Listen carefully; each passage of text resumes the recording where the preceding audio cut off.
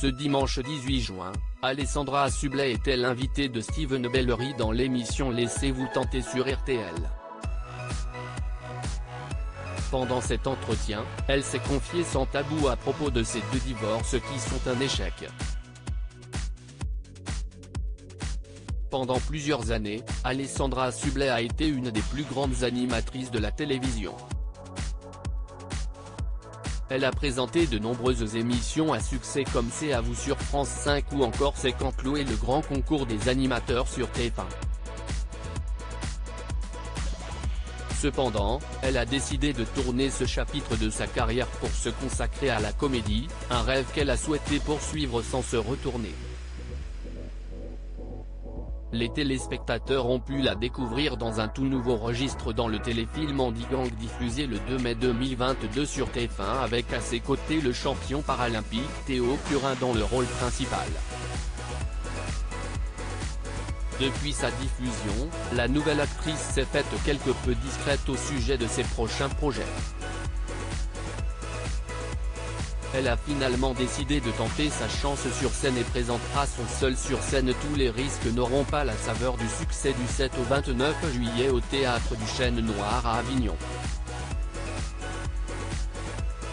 Si est-il un échec aux yeux de la société, Alessandra Sublet se confie à propos de ses 2 divorces ce dimanche 18 juin. Alessandra Sublet était l'invitée de Steven Bellery dans l'émission Laissez-vous tenter sur RTL.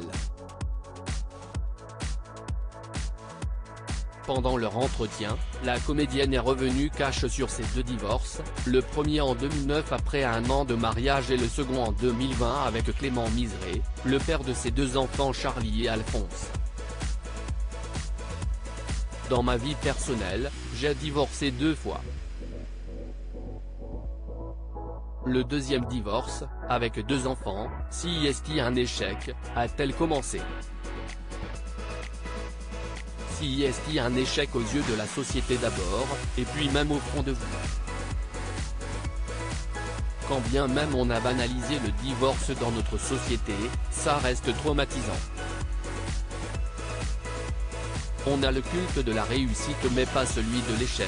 Alessandra Sublet veut dédramatiser ces événements difficiles. Alessandra Sublet a ensuite tenu à dédramatiser cette idée de l'échec. Dans notre société, on a le culte de la réussite mais pas celui de l'échec. On nous enseigne la réussite, on ne nous enseigne pas l'échec. Et très souvent, quand vous discutez avec des amis et que vous voulez creuser un petit peu sur une expérience qui s'est mal passée, si est-il compliqué pour l'autre d'avouer ses faiblesses, a-t-elle continué. Avant de conclure, et donc je trouve que si est-il beaucoup plus intéressant de traiter de l'échec que de traiter de la réussite.